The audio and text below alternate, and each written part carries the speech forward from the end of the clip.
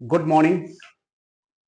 आप सभी का हार्दिक स्वागत अभिनंदन है हमारे YouTube प्लेटफॉर्म सर्वोदय इंस्टीट्यूट पर। बात करते हैं 28 मार्च 2025 की न्यूज की। ठीक है, जैसा कि हमारे प्लेटफॉर्म पर 1 जनवरी 2025 से लेकर के अभी तक जितनी भी करंट अफेयर है, यहां तक कि फरवरी की पूरा करंट अफेयर की एक मैराथन क्लास पड़ी है 2.25 घंटे की। जो विद्यार्थी फर्स्ट टाइम हमारे प्लेटफॉर्म पर विजिट करते हैं, एक बार जरूर चैनल की तरफ मूवमेंट करिए। आपको बेहतर प्लेटफॉर्म नजर आएगा। कंटेंट के मामले में आप जब पढ़ेंगे तो खुद समझ जाएंगे। तो जो विद्यार्थी फर्स्ट टाइम जुड़ रहे हैं या जो विद्यार्थी हमारे सहयोग कर रहे हैं, उनका बहुत बहुत धन्यवाद। और बाकी आप पढ़ते रहिए। एग्जाम कोई भी हो, आप करंट अफेयर के लिए एक बार जीएस के लिए जरूर मूवमेंट करिए सर्वोदय इंस्टीट्यूट पर। ठीक है, आइए देखते हैं। बात करते हैं 28 मार्च 2025 की न्यूज की। ठीक है, अभी आपको इसके बाद कल की मॉर्निंग में आपको 28 29 का न्यूज मिल जाएगा, और उसके बाद नेक्स्ट डे आपको 30 और 31 का न्यूज मिल जाएगा। मार्च की पूरी न्यूज प्रॉपर बाकायदा विद व्याख्या, हर चीज में देखिए आपको एक्सप्लेनेशन भी दिया जाता है। तो कम से कम अगर इफर्ट अच्छा कर रहे हैं तो आपका भी फर्ज एक बनता है कि चलो सर को है या भाई अप्रिसिएट करें।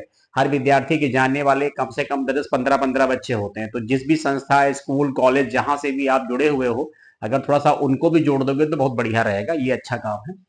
खेलो इंडिया पैरा गेम्स का सीधा मतलब है कि ऐसे लोग जो दिव्यांग कैटेगरी में आते हैं उनकी बात करते हैं ना। 2025 में टॉप पर या सीट्स पर कौन सा रहा है, तो इसका राइट आंसर हरियाणा हो जाएगा। और कुछ ऐसे ऑप्शन आपको दिए जाएंगे ना। खेलो इंडिया पैरा गेम 2025 का ये दूसरा संस्करण है। ध्यान रखेंगे, ये सेकेंड एडिशन है। ये सेकेंड एडिशन है। और ये कहां पर हुआ? नई दिल्ली में हुआ। 20 से 27 मार्च के मध्य खेला गया। ठीक है, तो अभी तो इंपॉर्टेंट है, आगे चल के इंपॉर्टेंट उतना नहीं रहेगा। और इसके अलावा क्या है पॉइंट? इसका मैस्केट ऑलरेडी मैंने, देखिए आप अगर हमारे चैनल पर रेगुलर क्लास करते हैं करंट अफेयर की, तो आपको कहीं कोई डाउट ही नहीं आएगा सर। चाहे कोई अवार्ड हो, चाहे रैंक हो, चाहे मिलिट्री एक्सरसाइज हो, चाहे इंपॉर्टेंट डेट हो, चाहे थीम हो, कुछ भी हो, आप करंट अफेयर के लिए कहीं दाएं बाएं आप मत भटको। सीधे एक ही प्लेटफॉर्म पकड़ो जो अगर आप जानते हो, सर्वोदय इंस्टीट्यूट। बेहतर अगर आपको अच्छा लग रहा है जरूर पढ़िए, नहीं अच्छा लग रहा तो आप जहां मन करे वहां पढ़ सकते हो, कोई ऐसा प्रेशर नहीं है। मैस्कट का मतलब होता है शुभंकर उज्ज्वला है, यानी एक प्रकार से गौरैया का ही सिंबॉलिक है। टैगलाइन क्या है? हौसलों की उड़ान। एंथम क्या है इसका? गाना क्या है? खेलेगा खेलेगा मेरा इंडिया, जीतेगा जीतेगा मेरा इंडिया। राइट। अब बात करते हैं, ये एक मेडल टैली है जो कि खेलो इंडिया पैरा गेम है। खेलो इंडिया यूथ गेम, बहुत सारे गेम होते हैं, तो खेलो इंडिया पैरा गेम जो है, इसमें जो मेडल टैली है, तो नंबर 1 पे कौन सा स्टेट आया? हरियाणा। 34 क्या है? गोल्ड है। 39 सिल्वर है। 31 ब्रॉन्ज है। यानी स्वर्ण, रजत और कांस्य सब जोड़ेंगे तो 104। नंबर 2 पे तमिलनाडु है, 28, 19, 27 और 74। नंबर 3 पे उत्तर प्रदेश है, 23, 21, 20। ये कितने हो जाएंगे? 64। ध्यान रखेंगे, उत्तर प्रदेश की रैंक क्या है खेलो इंडिया पैरा गेम में? 3rd नंबर पे है। चौथे नंबर पे राजस्थान है, 22, 18, 24, 64। राइट। 5 नंबर पे कौन है? महाराष्ट्र है, 18, 13, 12, 43। आराम से इसका अपना स्क्रीनशॉट जैसे लगे वैसे नोट कर लीजिएगा। ये सारा डेटा आपके एग्जाम के लिए मोस्ट इंपॉर्टेंट है, क्योंकि आएगा जरूर। डेफिनेट तरीके से एक क्वेश्चन लॉक कर दीजिए। आप जैसे जो बच्चे पुलिस की प्रिपरेशन कर रहे हैं, एसआई की कर रहे हैं, एनटीपीसी, रेलवे या बिहार टीचिंग, कहीं की भी, हम करंट अफेयर के सबको बोल रहे हैं भाई। इतने सारे हमारे विद्यार्थी जानने वाले हैं, और मैं जानता हूं वो खुद मेरा ज्यादा भाई, जो देख रहे हैं वो तो देख रहे हैं, मैं सबको पकड़ पकड़ नहीं, लेकिन जितने मेरे विद्यार्थी हमारा स्टेटस देखते हैं, 500 लोग, अब अगर उनको सोचना चाहिए कि अगर सर का मैटर है, लाओ कम से कम भाई, चलो आपका सिलेक्शन मान लो 1% नहीं हुआ, तो जो आपके जानने वाले लोग हैं उनको भी आप कम से कम रिकमेंड कर सकते हो, आप सजेस्ट कर सकते हो, चलो भाई यहां से पढ़ लो, आपका कुछ भला हो जाएगा ना। इसके बाद अगला क्वेश्चन हमारा क्या है? अगला क्वेश्चन है, हाल ही में विश्व की सबसे अधिक मूल्य वाली स्टील निर्माता कंपनी कौन सी बन गई है? तो इसका राइट आंसर होगा जेएस स्टील। ध्यान रखेंगे ना, ये नंबर 1 है वर्ल्ड में। ठीक है, मार्केट कैपिटलाइजेशन के आधार पर। इसकी पढ़ेंगे हम लोग व्याख्या। व्याख्या क्या है? जिंदल साउथ वेस्ट, जेएसडब्ल्यू का फुल फॉर्म क्या है? Jindal south west steel company की स्थापना 1982 में मुंबई में हुई। इसके चेयरमैन सज्जन जिंदल हैं। इसका बाजार पूंजीकरण जो है $30 बिलियन से भी अधिक है। कुछ फैक्ट बताने जा रहे हैं जो आपके लिए मोस्ट इंपॉर्टेंट है। भारत चीन के बाद दूसरा सबसे बड़ा स्टील उत्पादक देश है। पॉइंट क्लियर है, ध्यान रखना हर बात को।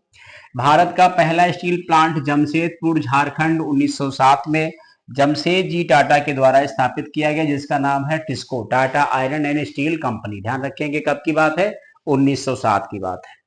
कुछ और फैक्ट है आपके लिए हमने यहाँ पर, बहुत बढ़िया, ये सब बड़े एफर्ट करने के बाद ही मिलते हैं, तो थोड़ा सा इनका भी ध्यान रखेंगे हम लोग। देखिए क्या है पॉइंट, देश की पहली स्टील सड़क कहाँ, Surat. Steel man of India Jamshed ji Irani. भारत का पहला green hydrogen plant stainless steel जो सेक्टर है वो कहाँ है, हिसार में। रेस्पॉन्सिबल स्टील सर्टिफिकेट हासिल करने वाला भारत का पहला प्लांट कौन सा है, Tata steel Jamshedpur. Indian steel association के अध्यक्ष नवीन जिंदल है। वर्ल्ड स्टील एसोसिएशन के अध्यक्ष टीवी नरेंद्रन है, दूसरे भारतीय हैं ये।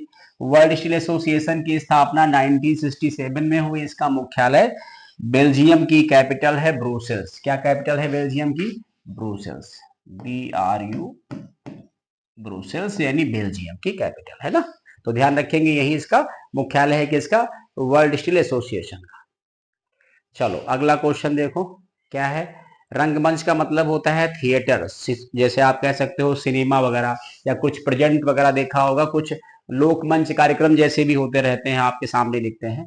तो हाल ही में विश्व रंगमंच दिवस कब मनाया गया, इसका राइट आंसर है 27 मार्च। ऐसे सारे डेज पढ़ते जाएंगे तो पूरे मार्च भर के आपको डेज एक साथ मिल जाएंगे, नोट कर सकते हैं उसको।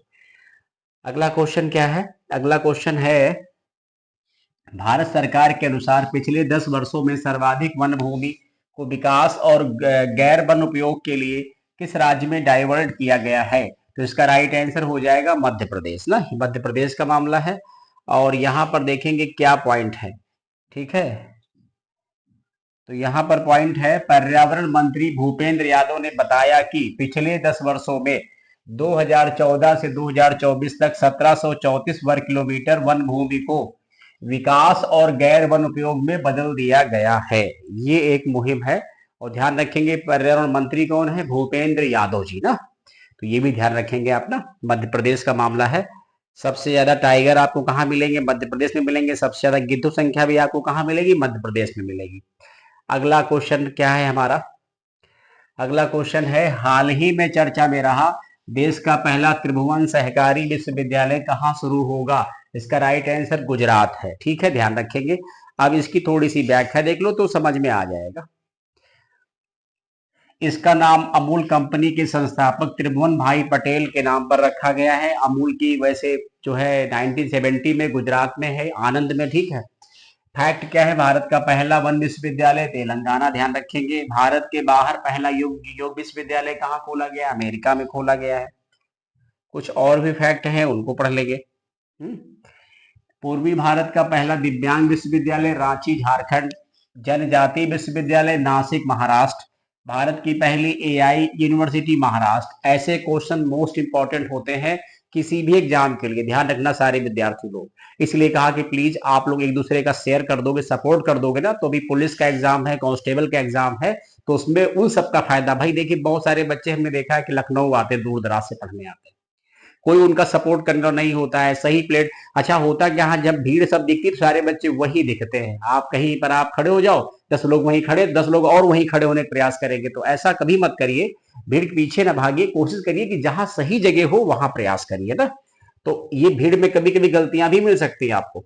अब अगला क्वेश्चन क्या है, हाल ही में भारतीय औद्योगिक वित्त निगम, ठीक है, जिसको बोलते हैं IFCI, industrial financial corporation of India, 1948, इसको क्या बोलेंगे, ये भारत का पहला डेवलपमेंट बैंक है। भारत का पहला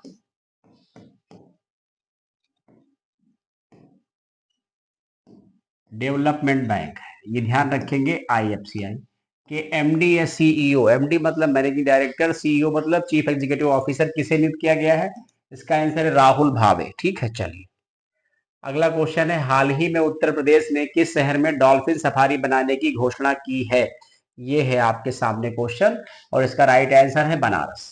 वाराणसी में गंगा नदी में डॉल्फिन की संरक्षण के लिए उत्तर प्रदेश सरकार ने डॉल्फिन मित्र को नियुक्त कर रखा है। गंगा नदी में डॉल्फिन की उपस्थिति बहुत ज्यादा है। वैसे भी उत्तर प्रदेश डॉल्फिन के मामले में देश में नंबर 1 है। अगला क्वेश्चन हमारा क्या है, देश की बौद्धिक संपदा के क्षेत्र में राष्ट्रीय बौद्धिक संपदा पुरस्कार से किसे सम्मानित किया गया। अच्छा क्वेश्चन है, एग्जाम में आ सकता है। इसका राइट आंसर है जियो कंपनी, एयरटेल, वोडाफोन, आइडिया से ऑप्शन दे रखेंगे। देश की जियो प्लेटफॉर्म लिमिटेड जेपीएल को बौद्धिक संपदा के क्षेत्र में राष्ट्रीय बौद्धिक संपदा पुरस्कार से सम्मानित किया गया है। इसके अलावा वर्ल्ड इंटेलेक्चुअल प्रॉपर्टी ऑर्गेनाइजेशन ने भी, जिसको आप WIPO कहते हो, वर्ल्ड इंटेलेक्चुअल प्रॉपर्टी ऑर्गेनाइजेशन ने भी जियो को अंतरराष्ट्रीय ट्रॉफी से नवाजा है। केंद्रीय वाणिज्य एवं उद्योग मंत्री पीयूष गोयल ने यह सम्मान प्रदान किया है। राइट, ध्यान रखेंगे। तो जियो को ये एक विशेष उपलब्धि हासिल हुई है। अगला क्वेश्चन हम लोग देखेंगे, बड़ा इंपॉर्टेंट क्वेश्चन है और बहुत चर्चा में भी है। केंद्रीय कर्मचारियों को गारंटी सुविधा पेंशन वाली एकीकृत पेंशन योजना, जिसको आप लोग यूपीएस कहते हो, की शुरुआत कब से होगी, ये ध्यान रखना है। तो इसका राइट आंसर 1 अप्रैल 2025। किस राज्य में सबसे पहले ये शुरू की गई, तो राज्य है महाराष्ट्र। ध्यान रखेंगे। अभी हम आपको समझाते हैं ओपीएस क्या है, एनपीएस क्या है और यूपीएस क्या है, ये तीनों जानेंगे ना, और तीनों चर्चा में है। एनपीएस, ठीक है, ओपीएस, यूपीएस। आइए व्याख्या समझाते हैं तो समझ में आ जाएगा। केंद्रीय कर्मचारियों को गारंटी शुदा पेंशन वाली एकीकृत पेंशन जो है योजना शुरुआत 1 अप्रैल से हो जाएगी। केंद्र के 23 लाख से अधिक कर्मचारियों को यूपीएस एनपीएस के बीच चयन करने का विकल्प मिलेगा। किसमें, यूपीएस में। अब यूपीएस तो मिलेगी भाई। अब यूपीएस एनपीएस की मतलब कहने को ओपीएस तो मिलना ही नहीं है, तो आप एनपीएस में जाओगे तो यूपीएस में जाओ। अब देखो ओपीएस सबसे पहले पढ़ो क्या है, पहले पढ़िए आप ओपीएस क्या है। पुरानी पेंशन व्यवस्था जनवरी 2004 से पहले सेवा में आ चुके कर्मचारियों पर लागू होती है। मतलब कहने का है कि ऐसे सरकारी कर्मचारी जो जनवरी 2004 से पहले जिन लोगों ने सरकारी नौकरी ज्वाइन कर ली है, वही आएंगे किसमें, ओपीएस में। ओपीएस मतलब ओल्ड पेंशन स्कीम। फायदा सुनो क्या है, इसमें कर्मचारियों को सेवानिवृत्ति वाले महीने में मिले मूल वेतन का 50% प्रतिमाह पेंशन मिलती है। यही वजह है कि ओपीएस में पेंशन क्या है, फिक्स है, सिक्योर है। और डियरनेंस जो मतलब अलाउंस है, महंगाई भत्ता है, फिर उसमें वृद्धि भी होती है तो वो भी ऐड होती जाएगी।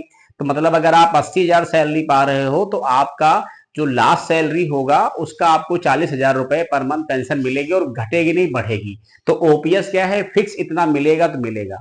अब आइए प्रॉब्लम कहाँ है। अब राष्ट्रीय पेंशन जो मतलब योजना है, एनपीएस, नेशनल पेंशन स्कीम, को 1 जनवरी 2004 या उसके बाद सेवा में आए कर्मचारियों के लिए ये योजना अनिवार्य थी कि जो लोग 2004 के बाद गवर्नमेंट जॉब में आए उनके लिए है एनपीएस। एनपीएस में पुरानी पेंशन योजना की तर्ज पर निश्चित पेंशन न मिलने से कर्मचारियों में नाराजगी थी। ओपीएस के तहत कार्यकाल के अंतिम मूल वेतन का 50 पेंशन के रूप में मिलता था। यूपीएस के जरूरी पहलू क्या है, ठीक है, ये ध्यान रखिए। तो एनपीएस से लोगों को मतलब इतराज था। अब यूपीएस में देखो क्या क्या फायदे हैं, फिर देखो एनपीएस में क्या क्या फायदे। 10,000 रुपए न्यूनतम गारंटी शुदा पेंशन मिलेगी आपको, किसमें, यूपीएस में। अंतिम 12 महीने के औसत मूल वेतन की 50%, लास्ट वाला नहीं मिलेगा, औसत वेतन देखा जाएगा पूरे 12 महीने, कभी आपने छुट्टी ली, कुछ किया, क्या नहीं किया, उसका मिलेगा 50%। सरकार कर्मी योगदान 28.5% दे सकते हैं। सेवानिवृत्त पर आपको ग्रेचुटी भी मिलेगी। 60% पारिवारिक पेंशन मिलेगी, अगर आप नहीं तो परिवार को 60% पेंशन मिलेगी।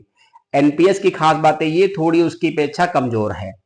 पेंशन निवेश मतलब योजनाओं पर निर्भर करेगा। सेवानिवृत्त पर 40% पेंशन फंड से एन्युटी प्लान खरीदना होता है। दोनों का योगदान 24% है। एनपीएस में ग्रेजुटी आपको नहीं मिलेगी। ये योजना निवेश पर निर्भर करती है। तो एनपीएस से कुछ गुना बेहतर है यूपीएस।